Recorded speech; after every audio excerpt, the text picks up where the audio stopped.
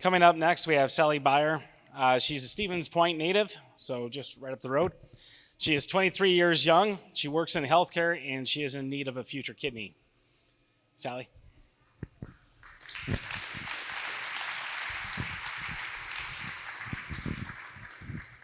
I guess they didn't know how tall I was before they made the podium. Um, my name is Salley, as he said. I'm 23 years old, and unfortunately, I've struggled with kidney problems since I've been about 13 months old. I am a childhood cancer survivor.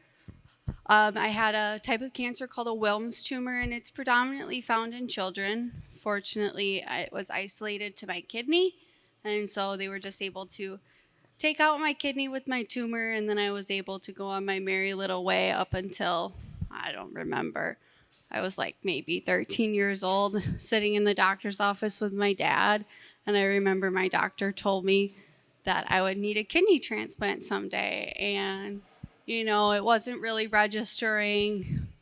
I was 13. I was like, okay, whatever. You're crazy. That's not going to happen to me. And then all of a sudden, I turned like 18. And it's like, well, it's getting worse, but it's still okay. And like, okay, whatever. I just take my pills a couple times every day and everything's still fine. And that's pretty common for people with kidney problems, is that you're fine until you're not fine. And then that's kind of what happened to me. I was fine up until I wasn't fine, which was July of this year. And that is when I got told it's finally time. I have to start dialysis. And let me tell you, it is not easy. It has been an incredibly rough journey for me. It is not something that anyone can prepare you for. I have had just about every problem somebody can. I started with PD dialysis, which is peritoneal, so I was able to do it at home. I kind of figured that would fit best with my lifestyle because I'm 23 years old and I work as a nurse, so I'm pretty busy. But it did not work for me. I had so many problems. I had infection after infection, to the point where I just a couple weeks ago had to have my catheter removed. So I'm no longer able to do PD at all. I have to do hemodialysis like so many of the other individuals speaking today, which means I go to a center 3 times a week and see all the lovely individual staff there that try to make the best of the situation. But, it's hard because, like I said, so many people, it's kind of not something we all like to talk about because it is a sad story. None of the stories that have been shared today are overly joyful, because it's hard. It's hard to talk to people about it because then, like somebody said before, then they feel obligated to be like, oh, well, what's the number? I'll call. I'll see if I can donate to you. And you kind of know deep down that they're not going to call. They just kind of want to get out of the conversation because it's awkward for them and it's awkward for you. But it really is something that we all need, Like Allison said, you don't really like to ask a lot of others.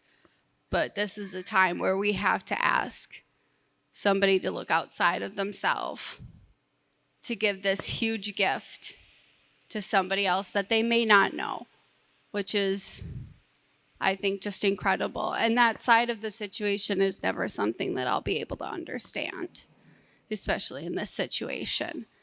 I'll never be able to understand what that process is like and what, you go through as an individual considering it, and how you have to then take upon yourself the consequences that might come from it, and how you have to look far beyond yourself. And I am incredibly grateful for anybody that considers it, because even taking the time to consider it, I know all of us are incredibly grateful because it's an intensive process to be a donor. And they don't really tell you that. It's a lot of testing, it's a lot of questions, and it's a lot to take on. But we're all incredibly grateful for even considering it because, it's the gift that gives life. Without it, it's kind of a grim choice. None of us are doing dialysis by choice. I always laugh with my PD nurse when she gives me a pretty awful situation. And then I look at her and she's like, is that going to work for you? And I always tell her it's not like I have another choice. And we both kind of laugh because what else am I going to do? I'm 23 years old. I'm not really looking for the other option that's out there. But,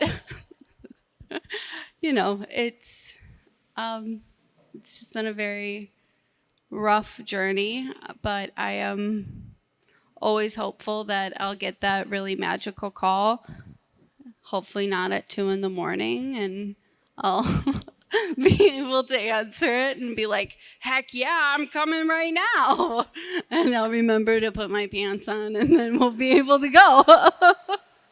But, sometimes that doesn't happen for all of us. We need those really special people out there to, make that call for us. And I know something that hasn't been said today is that these hospitals can't reach out to you potential donors. It's illegal for them in the state of Wisconsin for them to reach out to you. You have to be the first one to call and be like, hey, I'm interested in donating to so-and-so. You have to be the first one to make that call and make that step and say, I'm interested. I want to go forward in this process. And so it's a little fast fact if you didn't know. And also, if you become a kidney donor later down the road in your life, if you end up needing a kidney, you will go to the top of the list. I don't know if that was said today or if I don't think it's general knowledge, but if you donate your kidney and then you end up needing one, they see it as such a wonderful gift that you've given. You go to the top of the list to hopefully get one. So that's my story. I know it's kind of sad like all the others, but